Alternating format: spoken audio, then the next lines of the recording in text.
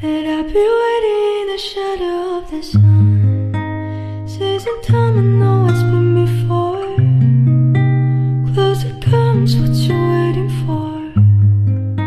And I'll be keeping secrets till I'm in the ground.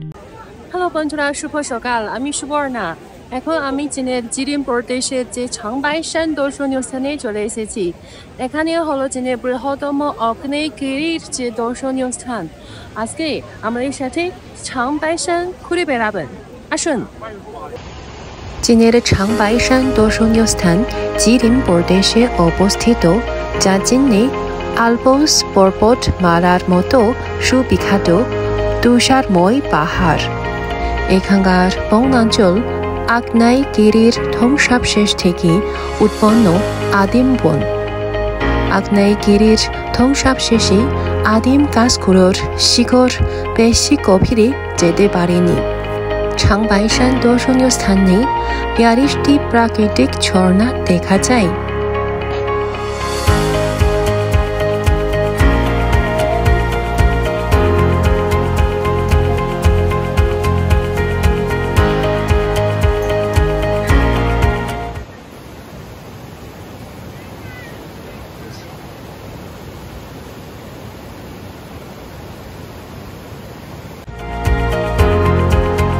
ছাংবাইশানের প্রাকৃতিক ঝর্ণার তাপমাত্রা 82 degree Celsius.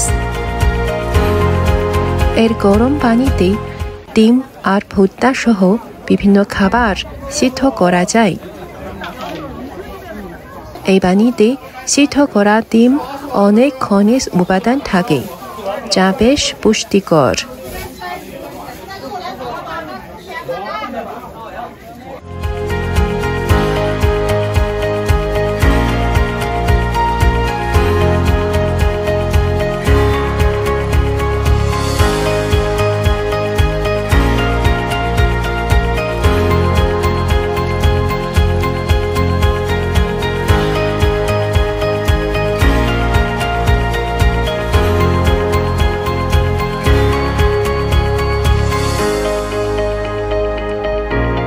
ছাংবাইশান দর্শনীয় স্থানে একটি আশ্চর্য প্রাকৃতিক দৃশ্য দেখা যায়। ঠান্ডা ঝর্ণা আর হট স্প্রিং একসাথে পাহাড় অঞ্চলের উঁচু স্থান থেকে নিচেই নেমে এসেছে।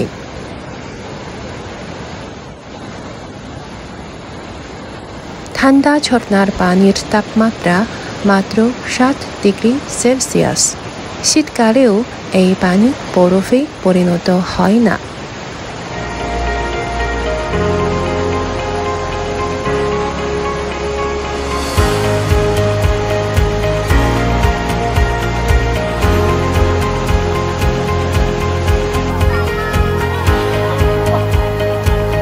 ছাংবাইশান জলপ্রপাতের উচ্চতা 68 মিটার।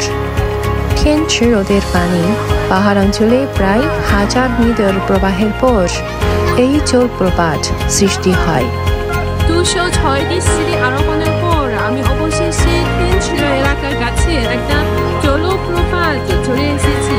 দেখুন, আমার পিছনে বেশ সুন্দর লাগছে এবং আমার আশেপাশে অনেক পর্যটক। শীতকালে এই জলপ্রপাত বরফে পরিণত হয়, তাই শুধু গ্রীষ্মকালে এর অসাধারণ দৃশ্য উপভোগ করা যায়।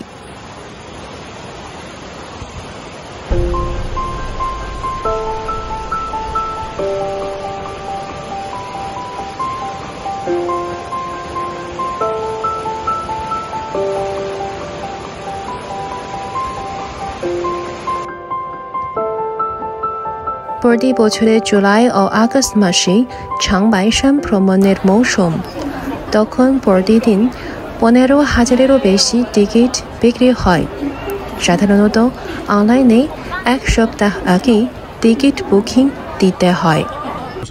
প্রায় 1.5 ঘন্টার মতো লাইনে দাঁড়িয়ে এখন একটা ছোট গাড়িতে উঠেছি। ছাংবাইশান অগ্নেয়গিরির শীর্ষস্থানে যাব। ছোট বাসে চড়ে ছাংবাইশান পাহাড়ের শীর্ষস্থান টিয়ানচি হ্রদে যাওয়া যায়।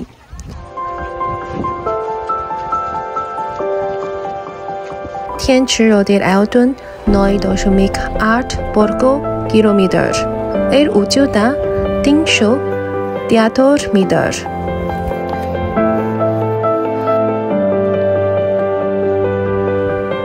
এটি বিশ্বের সর্বোচ্চ আগ্নেয়গিরির হ্রদ।